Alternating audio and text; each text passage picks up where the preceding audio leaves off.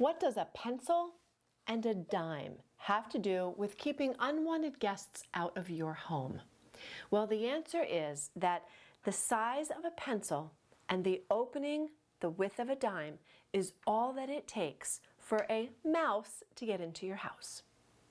Yep, that's all it takes for a mouse to get into your house.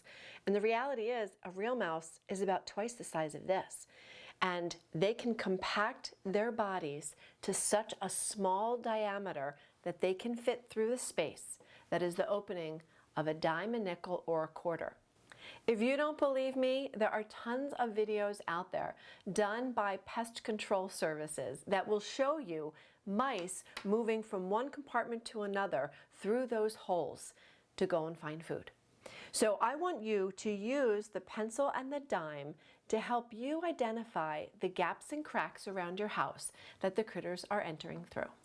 Now make sure you subscribe and also check out the link above. On November 28th, I'm doing a full 2-hour class on weatherization.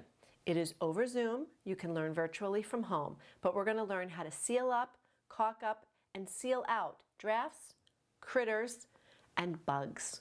Important stuff. First place I want you to look is around your garage door. Across the bottom of the garage door is an easy access for many critters. Take your pencil, put it along the edge of the bottom of your garage door, and see that your seal is complete and no critters can pass under. Next, look for any holes in your siding. A small hole is an easy access for them to get behind the siding, and then they can eat right through wood, foam, insulation, and they're in. And then, of course, the most common place for critters to enter your home is where the utility access is. So I want you to go look where your water, electric, gas, telephone, all of those places where you have wires and pipes entering your home. Look for gaps and cracks. You can take a pencil and you can poke it in the gap and see, is that big enough? The question is, once you've identified these areas, how do you seal it up? You have a number of products that will help you get that done. First up, expandable foam. Great stuff, is a great product.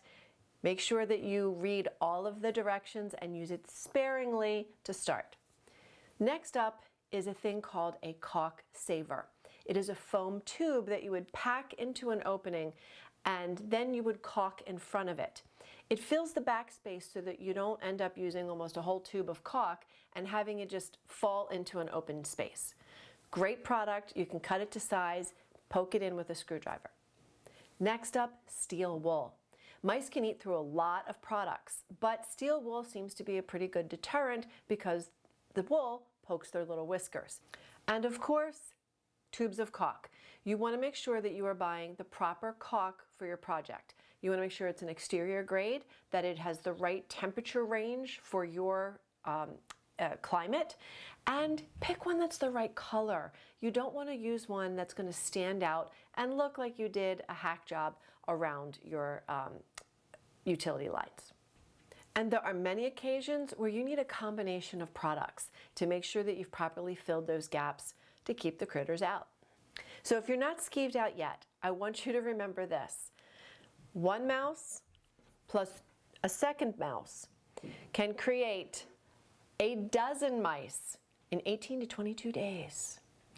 That's a lot of new friends hanging out at your place.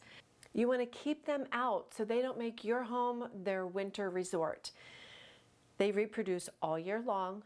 It only takes 18 to 22 days for a new batch of mice to be born, and they will live up to a year inside a house.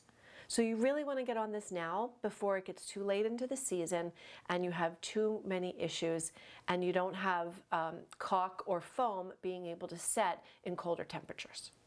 Now before I go, make sure that you subscribe. You can check out the playlist I have on all things related to caulking, from bathtubs to doors, windows, and definitely check out my class. November 28th, I am teaching a class on weatherization. It's $25. It is live over Zoom, It'll be 2 hours. You'll get a tip sheet. You're going to get shopping list, all of those great things. It'll be a great Q&A time for you to ask your questions. So I hope to see you there, and hope you have a good time keeping these buggers out.